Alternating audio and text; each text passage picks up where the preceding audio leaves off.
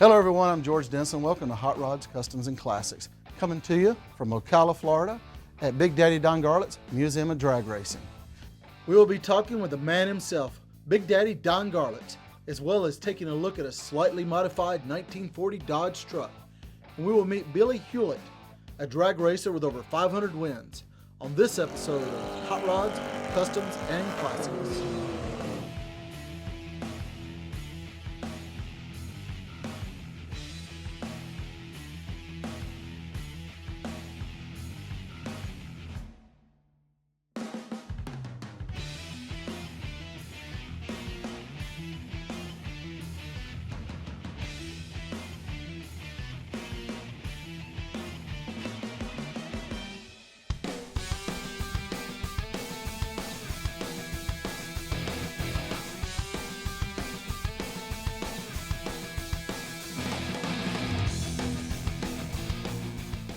I'm here with Miller Mantovinelli.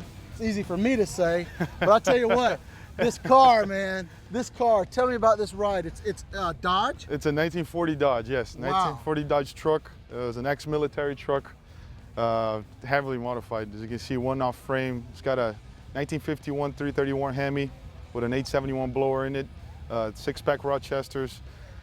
Pretty much everything had to be done from scratch. Now, where did you get the motor from? The motor was inside of a pond. It was actually underwater for about 10 years. Oh, you're kidding me. We fished it out. It was in the car and started from scratch. Just started rebuilding it. It's one of the ugly ducks. It's the one with the long, casing.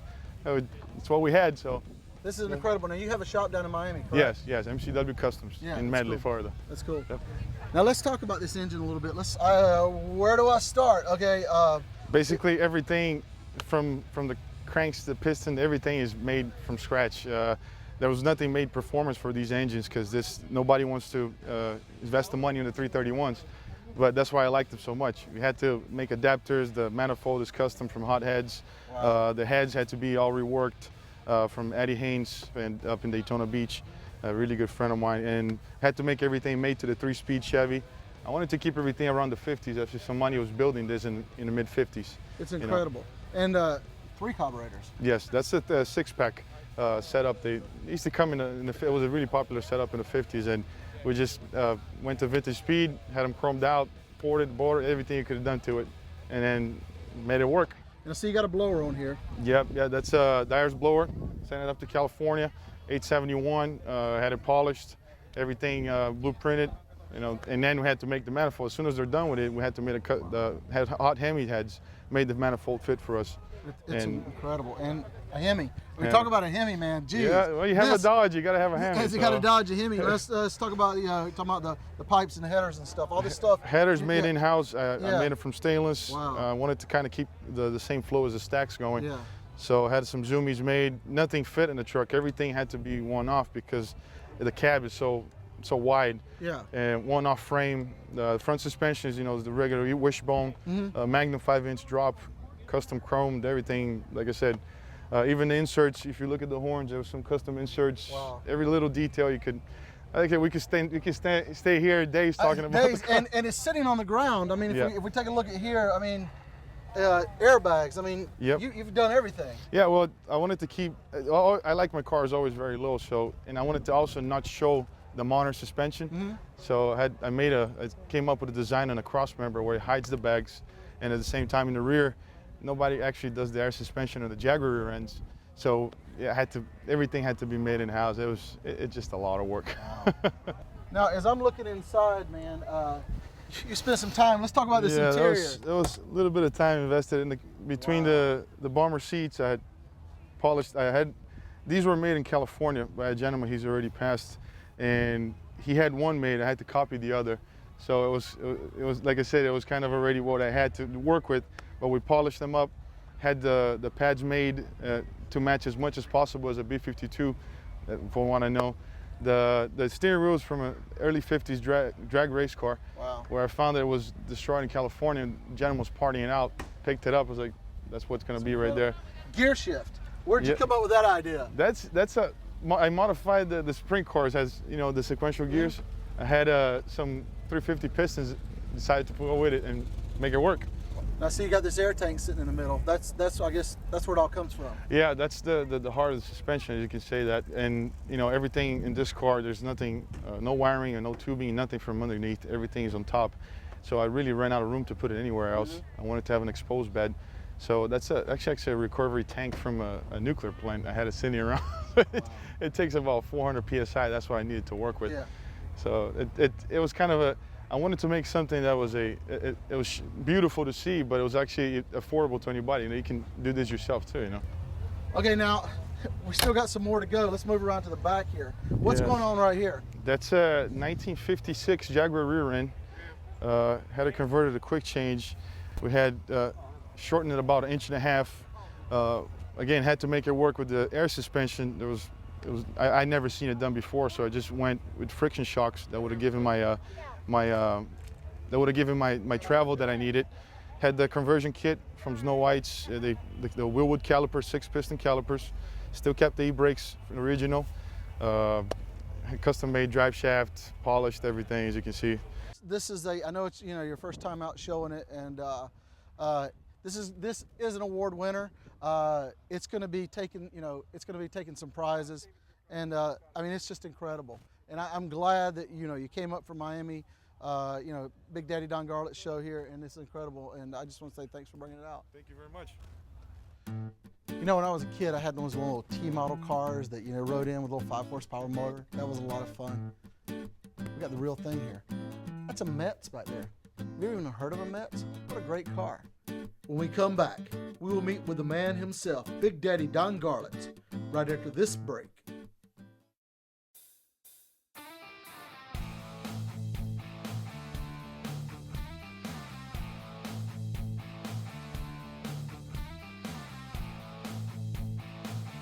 Now on Hot Rods, Customs, and Classics, we were taught with the winningest drag racer of all time, Big Daddy Don Garlits. I'm here with Big Daddy Don Garlits, and everybody knows that he is the king of drag racing. He is the man. I mean, he's the guy who, I mean, you created so much stuff for it. It's incredible. But I want to talk to you today about what you've done here. I mean, you have a car collection that gosh, I'm so jealous. How'd you get into old cars like this? Well, it all started, back in the beginning, the old Fords was the way drag racing went. And I tore so many of them up to race. And of course, round track racing was big in those days, and we supplied a lot of stuff for those people. So I guess in the early 60s, I started thinking about saving a few of them, and I'd find a nice Ford here or there, and I'd get it. And then, of course, then it went into Chryslers, and it eventually became everything. I like all the old cars. We trace the automobile clear back to the early 1900s to the buckboard, which has a wooden chassis. Wow. And, it's just, I'm still finding a nice one every once in a while. The museum's located in Ocala, Florida, right off of I-75. How'd you end up here? Well, we originally were in Seffner. We formed the museum in Seffner in 1976 and were there through 1982. Never had a paid visitor. We were way out in the woods and had a lot of people come through, but they were just friends, and we just toured them through. And finally one day my wife said, "What are you going to do with this place when you're not racing and you can't afford to maintain it like this?" And I said, "Well, I always thought we'd move up to the interstate." And so we started looking for interstate property and ended up right here. Wow. How long did it take you to build this? Took a whole year to build the facility after we found the property. We opened unofficially in 1983 and officially in 1984. Now, how many cars do you have in this one with the classic cars and older cars? There's a little under 100 cars in here. And it's incredible too. Some of the cars you have in your collection here, I mean, they're very rare. Like, let's talk about the one behind us here. Well, that's a 32 Cadillac coupe. The owner of that car had it many years, lived here in Ocala, and he couldn't take care of himself. He had to go live with his daughter in San Diego, and she said, "Bring everything but the car. I don't want the car out here." So he came over to the museum and asked me if I'd like to have it, and I said, "Well, what do you want for it?" The price was decent. He wanted it to be in a museum, so we purchased it from him. Nice car. Yeah. Well, that's something I really appreciate that you're doing is is the amount of cars you have here. The fact you've taken the time where somebody can see them. I mean, we go to car shows and stuff, but really here you can appreciate what's going on with all the cars. Now, I know I have a passion for 40 Fords, and I know that's one of your favorites. Do you have a favorite car in here as part of the collection, or? Well, of course, the 39 Ford is what it actually is. It looks like a 40. Yeah. It's a black coupe, and it's got the hemispherical Chrysler engine in 1954. Wow. And that is my favorite because that was my car in 1955, and I got my first Hemi. I bought it, I put it into that car. It was just for a tow vehicle, it wasn't for racing. And of course, a year or so into the deal, I time trialed it one time, and I realized that it would be better for racing. And I took the engine out of it and put it in the dragster, and the rest is history. So this weekend, I was fortunate enough to be here at the Bulletproof Car Show, which you were host of, and it was an incredible show. I mean, we had rat rods, all kinds of classics. But the big thing is that I know you have a lot of influence on rat rods. Tell us a little bit about that. Well, that's how it all started.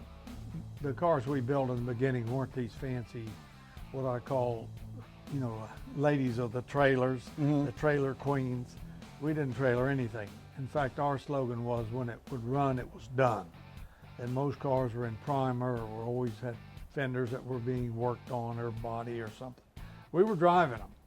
And most likely, if it was a two-car family, the husband had this car, which that's the way it was in my house, and the wife had the decent car that was, you felt secure in going on a trip with. And she drove back and forth to work in that, and you drove the hot rod, which is now a rat rod. Yeah.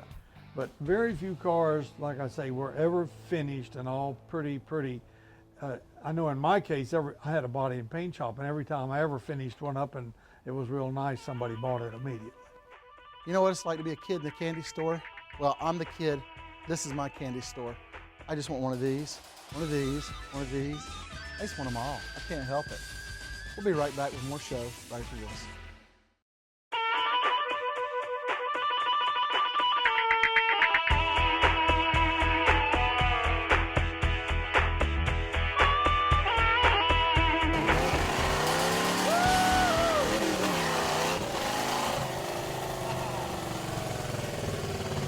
Fun.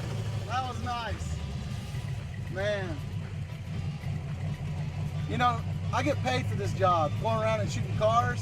I got the best job in the world. Yeah, really? Yeah. What's your favorite part of owning this car? When I was a little kid, I wanted a 32 500 coupe, which is this. When I went to kindergarten, I was drawing pictures of this car. I wanted this car. And I bought this car when I was 14, and I paid $800 for it, which is huge money. I've had a couple of them. I've had a lot of 32 Fords. I got a lot of hot rods now. Yeah. But this has always been my favorite car. Man, that was incredible.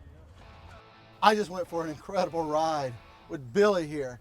Man, I'm gonna tell you what, I just found out something. I really like to go fast. I like to go really, really fast, Billy. Tell us a little bit about this car. I mean, it's got history. I've owned this car for 54 years. I bought it, I believe the year was 1958. And I bought it from the original owner, had 19,380 miles on it. Never out in the rain, never out in the winter, never out in the snow or anything. And I've had it in the garage all the time. I don't drive it very much because I drag race it. I have driven it to California and back a couple times, towing a house trailer. Got caught in Texas, 125 miles an hour in radar. And this car's kind of cool. I've had every kind of motor in, Buick, Cadillac, Chrysler, Hemi, flatheads, Chevys. The fastest the car's ever gone is 1064, 131, with an LT1 in it with tunnel ram and all that stuff, but I never liked it. I like the old stuff. I have a Thunderbird motor in it now, a 56 T-Bird 312. This is just my street motor. You have a Ford with a Ford motor? Yeah. Holy cow, folks. Well, the reason I have this, I want to race at the Y-Block Nationals. Of course, you have to have a Y-Block. Well, you could put it in a 56 Thunderbird, which I have one of, or a 57 Ford, which I got, or a 54. I got lots of stuff. But I've raced this car all my life, so I wanted to put it in this car. And I had a 312 in this years ago. Wow. So this is my street motor, which is seldom driven. That's the only gas tank. It's 2 gallons. My lawnmower can is in the trunk, so I'll fill that again to get home. But anyway, I want to run at the Y-Block Nationals and got to have a Y-Block. This car was way before American Graffiti. Oh, yeah. It was way before all that. There's people nowadays, they're modeling their cars after your car, and you had an original. I mean, it's been around forever. What kind of reaction did you get for that? Well, when American Graffiti came out, a lot of people asked me if I copied that. And I said, this thing was a piss yellow coupe 10, 15 years before that movie ever came out. Exactly. And, I don't know what to say. It's what it is. This is my favorite 32 Ford. I've had lots of them, but this is my favorite one. This one, when I kick the bucket, this goes to my nephew. And my son could have got it, but he either got the property and all the rest of the cars or this coupe. Oh, wow. So what a decision. He gets the rest of the stuff. My nephew gets the coupe. My nephew has a 32 Ford Roadster. Mm-hmm. He's got a 36 Ford Roadster, and of course, he'll get this one. So let's talk about the rear end in this. You got a 9-inch rear end? I put a 1957 Ford 9-inch rear end in it, and a lot of people say to me, that's not very nostalgic. Well, I put it in there in 1960. It has ladder bar traction bars. This was built as a drag racer that come up almost to the front edge of the door, so the weight transfer is tremendous, and it really works. I run a 9-inch slick on it, wrinkle wall, with 8 pounds of air in it, bring it out to 6,000. This thing is just gone. It's got a 5-speed in it. I'm in third gear before I get to the 60-foot mark. I've never been beat out of the hole. In fact, I've only been beat 11 times. Wow. But the car runs, it wins. Now, I don't know how it's going to be now. With this motor, I have to get some seat time before I go to the Nationals. But I had a heart attack, and I don't know if my reactions are the same, or I got to see how that is. And they've also changed the starting line. Now they have LED bulbs instead of incandescents. And the 150-watt bulb, when you drag race long enough, like I have, and you stare at the bulb, you can actually see the filament light in the bulb come on. Even though you wouldn't think so, you can see it. Wow. Well, this car leaves so fast that, not that the car is so fast, but it leaves so fast, if you leave on the last amber, it will red light. So you have to see the light come on and time that in your mind and then leave. So you don't red light, but you still have to cut a good light.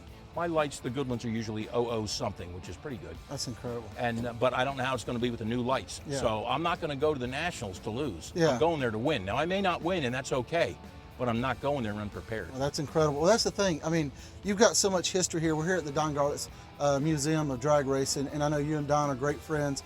And he told you not to paint this car, didn't he? Yeah, I was going to restore it. It's chipped up, and it's a mess everywhere. And he said to me, you cannot restore this car because it's an original record holder, unrestored original hot rod with a huge history. And he says you can paint it 100 times, but it can only be what it is once. Exactly. So it looks terrible. It's chipped up everywhere, but it'll just stay right the way it is. It's an incredible car. I'm glad that, you know, he was here today. He came out special for us. He lives right down the road. We're here in Ocala, Florida. I tell you what, it's a great place. Florida's a great place to have a car. You know, it's incredible anyway. But you are you're part of history that we're losing. We've been talking a lot about, you know, what's great about America. You're one of the reasons America's so great, and I'm glad I got to meet you. I really appreciate it. Thank you. Thanks. In 2001, Don Garlits became one of the few people to go over 300 miles an hour. Now here's more of the interview with Big Daddy Don Garlits. You've done so much for drag racing, for racing, I mean cars in general. I mean, if people really look at your history, what do you think was the thing you contributed the most? Well, there's two things. The rear engine car, the development of it. There were rear engine cars all the way back to '57. I had one myself. It's over there. But the changing of the design so that you could get down the quarter mile with it, that's the safety. And that design is still out there today, basically, just stretch the wheelbase. Yeah. But I think in the end, the museum will really be what the contribution was because of saving all this stuff when it was there to be saved and before it became so expensive. Today, you just couldn't do it. Yeah. It would cost so much money to put something like this together, and it just won't happen because it's in the hands of private, rich collectors who want to keep it. They like it, you know. Yeah, and yeah, they want to show it off to all their friends instead of sharing it with the world. I don't get that. It's like, Well, they like it that way. Yeah. It's private showings. I know of lots of places like that where people have tremendous collections and they'll never see the light of day. Yeah, that's a shame. Even our National Museum is like that. The Smithsonian, you have no idea the amount of cars that they have in storage at Silver Springs, Maryland, that'll never see the light of day. It's a shame. And you know, thousands. They've got brand new cars from back in the 30s that were given to them by the factories and stuff, Wow. and they just got them sitting there. I've talked to several guys who've gone over 200 miles an hour. You were in your 70s. What was it like to go over 300 miles an hour? It took my breath away, literally. Well, you see the guys, they interview them at the end, and they're all panting, and that's because it takes their breath away. Yeah.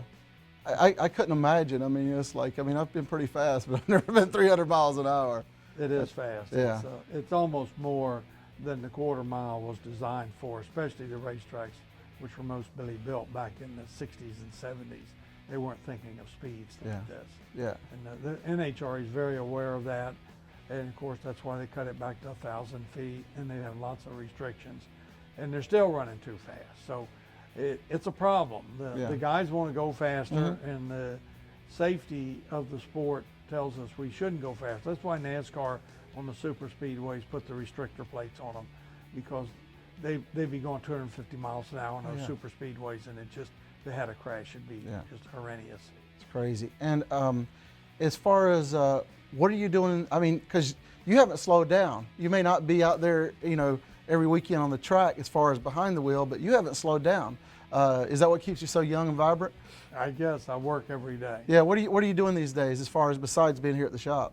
Well, I'm on a flathead project. I'm doing flathead engines and flathead manifolds. I've had some of this stuff in my collection for 50 years, and I'm putting it all together and restoring it, getting it ready to put on display. A lot of the stuff will be right over in this building, and that'll all be happening in this next year or two. Well, I just want to say I appreciate you being on our show, Hot Rods, Customs, and Classics, and I appreciate you taking the time to really just, I mean, you're saving a part of American history, and it means more to me and people who have kids. I hope everybody should bring their kids here, especially, you know, so they can share what history is about, you know, for the museum and what cars used to be about, and maybe it's a piece of America we can get back. You know, it's really important. Well, I hope so, because that is what I want to happen. We're saving it for future generations, so they can see where all this came from. It hasn't always been like what they see on the big TV shows. Exactly. So, well, Don Garlits, you're one of my heroes, and this is why I love my job. I have some friends that tell me I have the best job in the world. You got probably the best job in the world, but it was awesome meeting you, sir. You're a great hero, and Thanks I appreciate everything you've done. And come out to this guy's museum because it's incredible. It's one in a lifetime event. This is incredible. All I got to do is put a seat right here, license tag right here. I'm good to go. I don't even the steering wheel because I'm going to drive it straight. It doesn't even matter. This thing is incredible, just like everything here at Big Daddy Don Garlits Museum. It's been a great time this week. I've enjoyed this week's show. I've had a blast. I'd like to personally thank Big Daddy Don Garlits for coming out, talking to me, let me do the interview, and let me hang out here. Each week we say, bring a kid to a car show. I'm telling you this week, bring your kid here to Big Daddy Don Garlits Museum in Ocala, Florida. I'm George Denson. I've been your host for this week's show. I hope you had as much fun as I did.